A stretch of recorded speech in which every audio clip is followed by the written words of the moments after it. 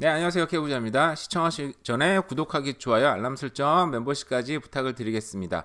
네, 오늘은 2023년 12월 21일입니다. 벌써 올해가 일주일 정도, 9일, 10일 정도밖에 안 남았네요. 그죠? 밖에서 비가 내리고 있는 것 같습니다. 이쯤 되면은 이제 내년 주택 시장이 어떻게 될까? 그게 많이 궁금하잖아요, 지금. 그래서, 내년 집가 어떻게 될지, 기사가 여러 가지 났었는데, 그 중에 대표적으로 이제 로열 르페이지에서 나온 기사를 한번 소개를 드리면서 제 생각도 같이 이제 말씀을 좀 해볼게요. 드려볼게요. 자, 내년 집가 어떻게 될 것인가? 금리 인하 바람 타고 헐헐. 자, 이제 내년 1분기에는 3.3% 오르다가 4분기에는 5.5%가 급등할 거다. 그러니까 이게 1년 기준이니까 1분기에 3. 연으로 오르는 거예요. 그죠? 그러니까 어쨌든 내년 초반엔보다는 후반 갈수록 좀 더 이제 상승세가 이제 가파라질 것 같다. 뭐 이런 얘기가 있고요. 그러니까 금리 하방 압력이 있고 그래서 팬데믹 정점 이게 2021년 2월인가요? 그때 집값 정점을 찍었던 거를 2022년이겠다. 그러니까 작년 2월 달에 정점을 찍었던 집값이 아마 재현될 거다. 뭐 그렇게 예측을 했습니다. 물론 이제 이거는 다른 연구기관이 아니라 부동산 중개업체에서 만들어 나온 자료다 보니까 부동산 중개업체에서 나오는 자료들의 특징은 뭡니까? 굉장히 좀 늘 파지티브하고 긍정적으로 보는 자료들이 많이 있으니까 뭐 그런 부분 한번 좀 감안해서 생각을 하시면 될 것 같아요. 근데 이제 제가 말씀드리고 싶은 건 사실 이제 오른다 내린다 이건 아니고 제 얘기를 한번 좀 들어보시면 될 것 같긴 한데 여기 보시면 여기 보면은 전국 주택 가격은 지난 3년 분기에 80만 2,900달러인데 근데 이게 내년 하반기에는 84만 3,684달러. 그러니까 전국 단위 평균 가격이 4만 달러 정도가 오를 것 같다라는 얘기가 있습니다. 근데 여기 보면은 딴 데보다는 전국 주거용 그러니까 이 단독주택은 단독주택 2.5% 그리고 콘도는 한 4%. 그러니까 이게 평균 치면 한 3% 정도가 이제 내년에 전체적으로 1년 정도 오를 것 같다라는 얘기를 했습니다. 그리고 이제 필 소퍼라는 최고 경영자는 2024년에는 주택 시장과 국제 경제에 있어서 중요한 전환점이 될 것으로 여겨진다. 그러니까 내년 초까지 좀 힘들다가 내년 이후에는 좀 더 긍정적으로 경제가 좋아질 것 같다. 뭐 그런 얘기인 것 같습니다. 근데 이제 여기서 제가 주목하는 경우는 평균 가격이 이제 3%인 거잖아요. 근데 이게 중요한 게 저도 이제 부동산이나 여러 가지 공부를 이제 계속 하다 보니까 공부라기보다 이제 관심을 갖고 계속 보다 보니까 평균 가격에 이제 맹점이 있긴 있더라고요. 보면은 3% 오른다고 보면 이렇게 보는 거예요. 그러니까 예를 들어 어떤 집이 예를 들어서 뭐 1밀리언이다. 뭐 15억이라고 얘기를 할게요. 1밀리언이다 했을 때 거기 3%가 오른다 그러면 3만 불이 오르는 거예요. 그럼 예를 들어서 1밀리언짜리 집을 사는데 뭐 1밀리언하고 3만 불을 더 준다. 뭐 그 정도면 살 수 있지 않나? 뭐 그런 생각이 들긴 듭니다. 그죠? 왜냐하면은 뭐 집값이 오르락내리락 하는데 3만 불 정도로 모기지 받을 때 더 넣어봤자 뭐 20년, 25년, 30년 받잖아요. 그러면 뭐 큰 차이는 없어요. 그죠? 그 정도는 부담 없이 낼 수 있는 수준이 아닌가라는 생각이 들어서 그러니까 체감적으로 보면은 집값은 사실상 오른다고 말하는 것도 그렇고, 그러니까 3% 평균이 어떤 지역은 쉽게 얘기하면 뭐 마이너스 뭐 7%가 나왔고 어디는 그죠? 예를 들어서 마이너스 3%가 나왔고 어디는 뭐 마이너스 뭐 6% 정도가 나와서 통계를 치면 퉁 치면 3%가 나온다는 거죠. 그러니까 제가 볼 때는 내년 주택 시장을 얘기를 할 때 어떤 사람은 이제 오른다고 얘기를 하고 그죠? 어떤 사람은 떨어진다고 얘기할 수도 있고 어떤 사람은 그냥 보합세라고 얘기할 수도 있겠죠. 제가 볼 땐 이게 다 맞을 수 있어요. 그러니까 굉장히 좋은 지역, 입지가 좋은 지역을 얘기를 하는 사람들은 부동산 가격 내년에 오를 것 같다. 제가 볼 땐 그것도 맞고요.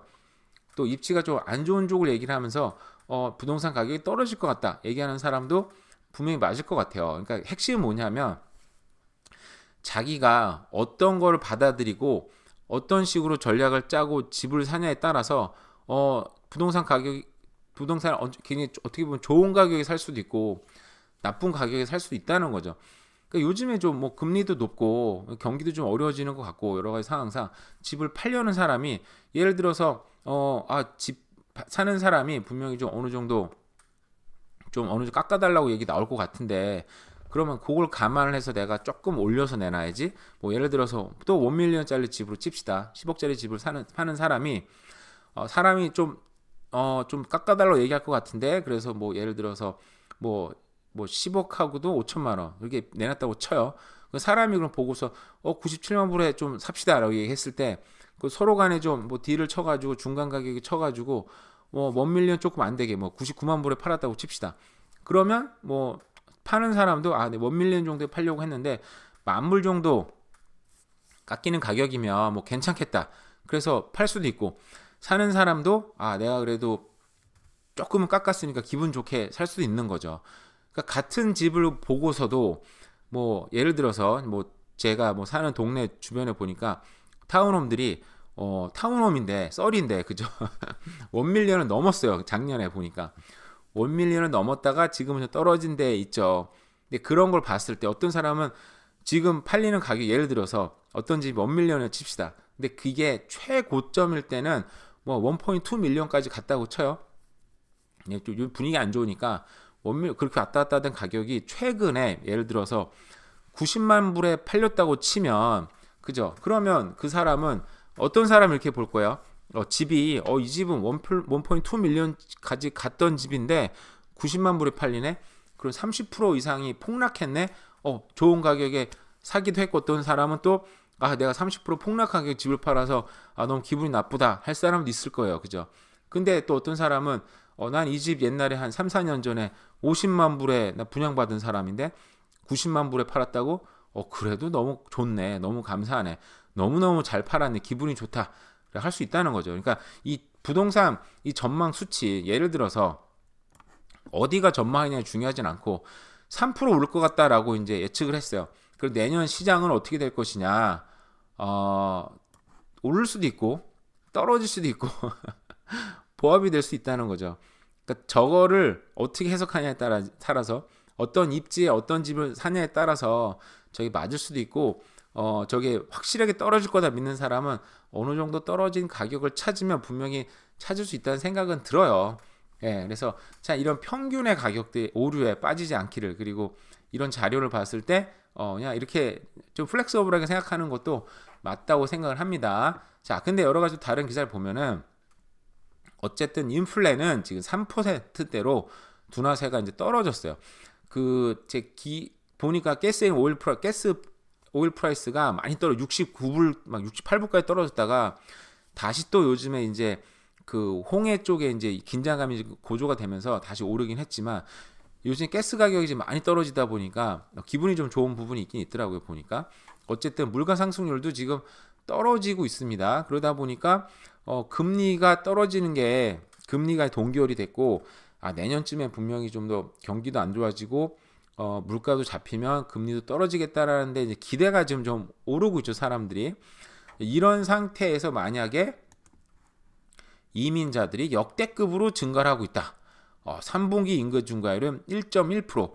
자, 96%가 국제 이주. 그러니까 이민자들이란 얘기죠. 그죠? 자, 인력 부조는 해소가 되고 있지만 주택난을 키우고 있다.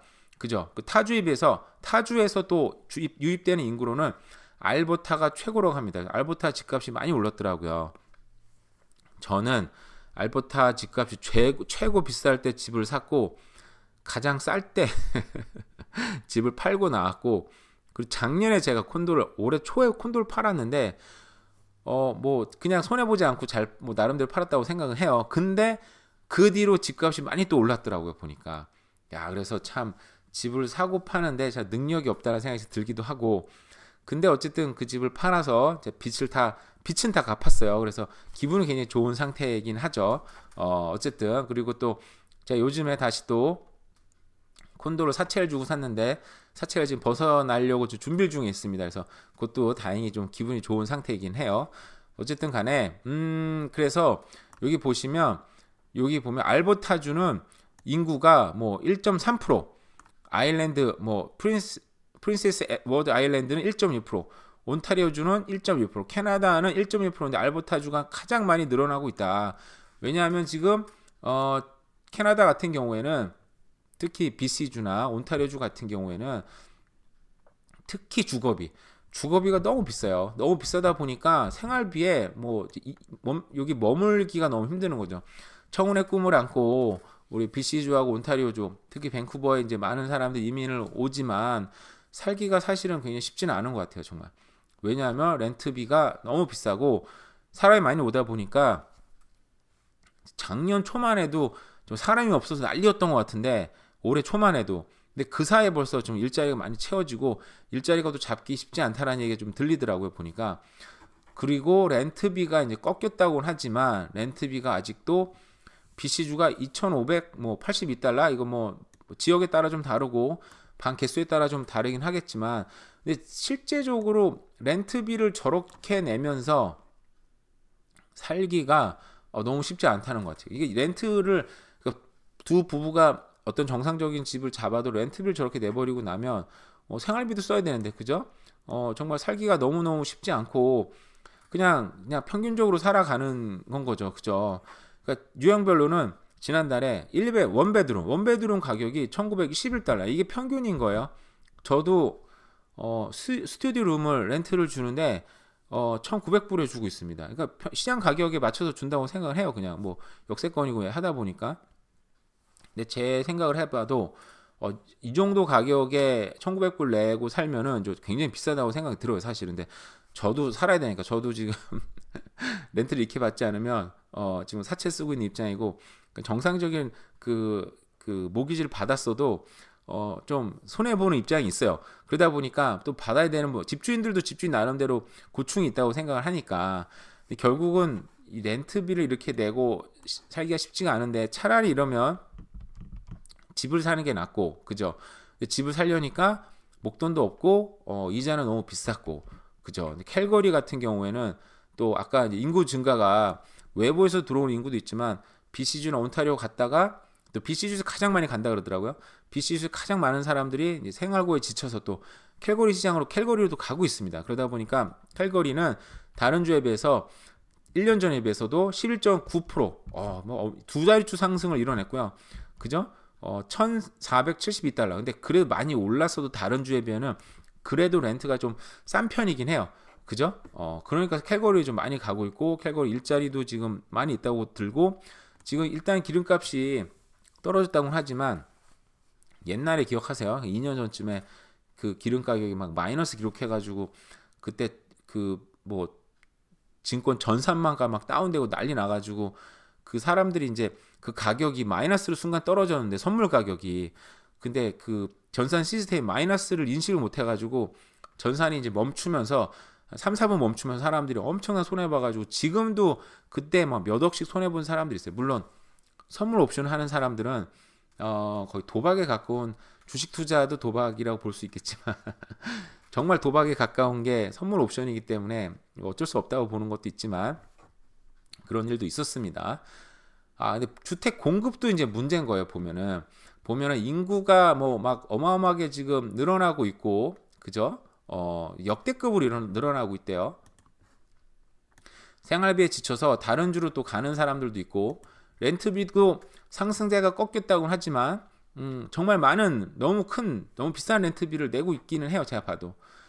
그래서 BC 정부에서는 주택을 많이 공급하겠다 막 얘기를 했죠. 엄청나게 공급하겠다, 몇십만 보 공급을 하겠다 얘기는 했는데, 많은 사람들이, 저를 비롯해서 많은 사람들이 회의적인 시선을 나타내고 있다. 왜냐하면 그 정책은 실제로 일어난 게 아니고, 그죠? 말로만 하는 일인 거고, 그리고 이게 몇 년 뒤에 또 일어날 일이기도 하고, 그게 이 정책이 잘 지켜질까라는 거에 대해서 상당히 의문이 있죠. 그리고 또 정책의 기조가 대부분 임대주택에 관련돼서 많이 쏟아내고 있어요. 근데 저 같은 사람이 아이들도 있는 입장에서 이 나라에 1, 2년 살 게 아니고 10년, 20년, 어떻게 보면 아이들은 걔네들 인생을 여기서 이제 캐나다에서 어떻게 보면 영원히 죽을 때까지 살 애들인 건데, 저보다 그럴 확률이 높겠죠. 근데 그런 사람들이 가져야 되는 거는 어떻게 보면 자기 소유의 주택인 건데, 정부 정책들은 대부분 이제 제가 이제 그 정책에 관련된 한번 생각하려고 하고 있는데 방송 한번 할까 생각 중인데 대부분 이제 임대주택에 관련돼 있다 보니까 그 어떻게 보면 그걸 사서 결국은 자기 자산을 만들 수 없으니까 이게 불만이 많을 수밖에 없죠. 그리고 결국은 거기서 임대주택에서 살다가 나왔을 때 한 번 들어가면 임대주택이 이제 싸게 많이 공급이 된다고 하면은 살기 괜찮잖아요. 거기 1, 2년 만에 나오기가 쉽지 않고 거기만 들어가면 3년, 4년 뒤에 그 일반 주택 시장으로 나왔을 때 그때 주택 밴쿠버의 흐름은 3, 4년이 지났을 때 주택 가격이 굉장히 많이 올라 있고 그죠? 그리고 그 렌트 마켓, 일반적인 렌트 마켓 시장 가격도 엄청나게 올라 있다 보니까 저기 살다가 나왔을 때 만족하기가 또 쉽지가 않은 거예요. 그죠? 그러니까 저기 이제 장기 임대주택의 어떤 굴레에 잡힐 수도 있고 여러 가지 저는 좀 부정적으로 보는 부분이 있긴 있어요. 근데 당장 필요한 사람들은 꼭 들어야 되긴 하겠지만 장기적으로 집을 살려는 사람들한테는 저런 정책들이 별로 좋지는 않다는 생각이 들긴 하거든요. 그래서 이게 보면은 제가 사실 그 전에 어떤 다른 기사는 내년 집값 뭐 당연히 오르죠라는 그런 헤드라인 봤는데 제가 그걸 못 찾겠어요. 보니까 어디 나왔는지. 내년 집값이 지금 많은 회사들이 이런 부동산 회사들은 분명히 오른다 라고 얘기를 하고 있어요. 거기에 증거들이 이제 인구 증가, 금리나 그리고 주택 공급도 지금 원활하지 않을 것 같다라는 생각이 많은 사람들이 또 하고 있는 것 같습니다. 물론 제가 초반에 말씀드린 것처럼 이런 기사들, 이런 전망을 어떻게 받아들이냐에 따라서 생각은 다 다를 수 있을 것 같다고 생각을 해요. 오를 거라고 믿는 사람들은 분명히 오를 지역을 바라볼 거고 떨어진다고 믿는 사람들은 분명히 떨어질 이유를 찾고 떨어지는 지역을 또 바라보기 때문에 제가 볼 때는 둘 다 맞지만 자기 상황에 맞게 자기가 또 믿고 있으면 그죠? 오른다고 믿고 만약에 잘 찾아서 좀 싸게 파는 사람도 분명히 있을 거거든요. 저희 동네도 보면 싸게 급매로 내놓은 사람들 좀 있긴 있더라고요 보면은. 근데 그런 사람들은 또 다른 지역을 가는 사람들인 건지 캐나다 싫어서 떠나는 사람들인 건지 알 수는 없어요. 제가 뭐 찾아가서 물어보진 않았으니까.